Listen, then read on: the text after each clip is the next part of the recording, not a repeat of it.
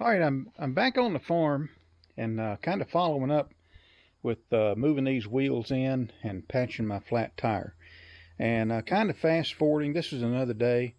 And so it turns out that the tube I had, while I thought it was in pretty good shape, I couldn't get it to hold the patch.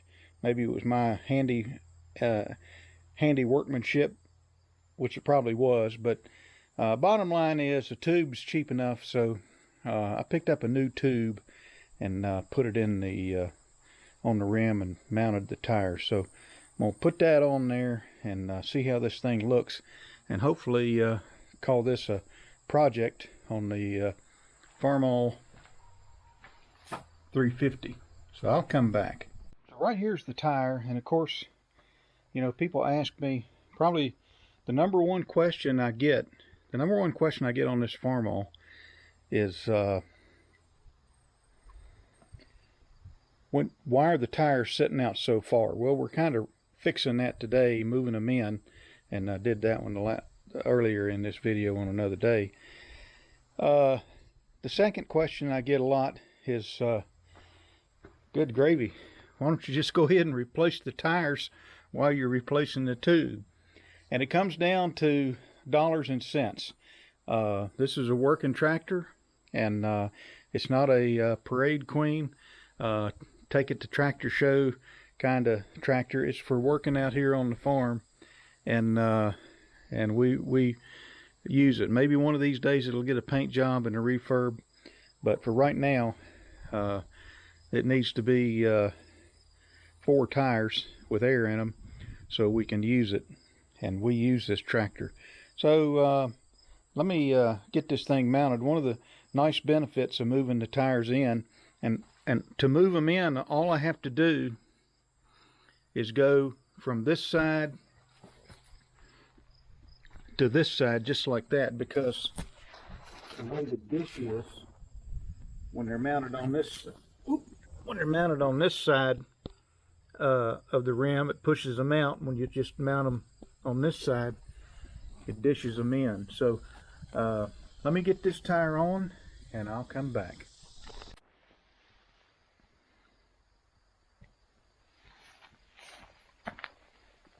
All right, so I got the wheel on that side with the new tube in it, and what I've done is I've narrowed these things up. I'm not sure they're as narrow as I'd like them to be. I've pulled them in. I've got the manual here on my tablet. I have an iPad, and so where I was at, I don't know if you can see that or not, but was really right there, and center to center 16 3/4. And where I'm at right now, I gotta look at this thing again. All right, I had to look again. Sometimes I get a little confused. It's not hard for me. But where I'm at now is at around 11 1/2. And what that entails, that adjustment is simply, again, moving the tire from being dished out, as I showed earlier, having the dish, the cup of the dish out this way, to having the cup of the dish in that way, which pulls the wheel back over into this area. And I can go narrower if I take the wheel and put it on the inside of this rim. And so I got a tape measure here somewhere, and so I'm at about 11 3/4 center to center on my wheels, if you go all the way down to the bottom, and that's kind of squares with the manual.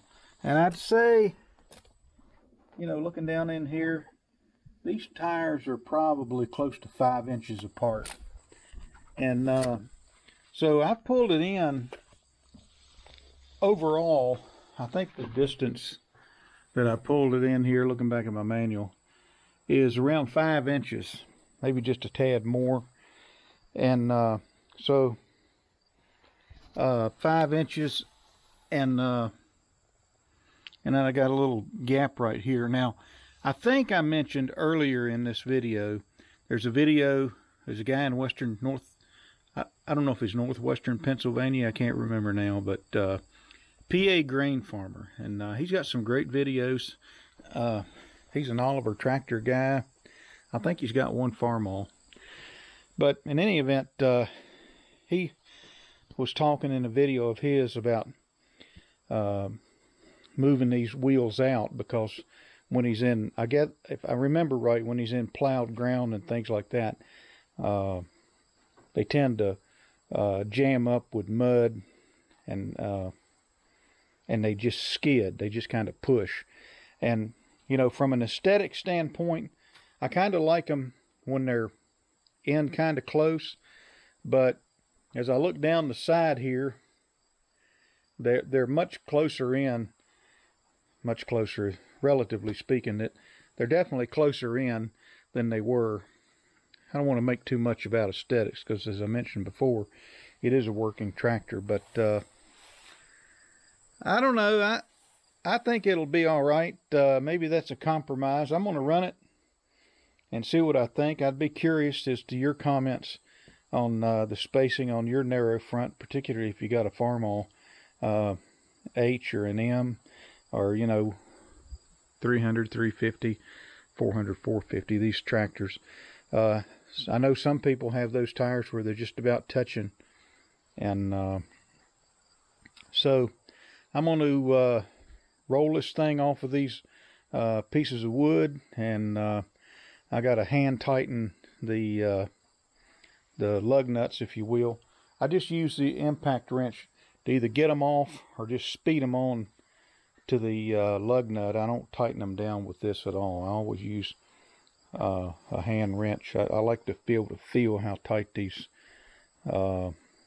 wheels are. So not a bad project. The only wrinkle I had in this whole thing was the tube that was in it. I was unable to repair that, so I was able to get another tube pretty cheap, which is probably what I should have done in the first place. But hey, I'm trying to save a little money here on the farm so I can keep a little more money in the pocketbook. That's the video. Hope you enjoyed it. The Farmall 350. I've narrowed up the tires.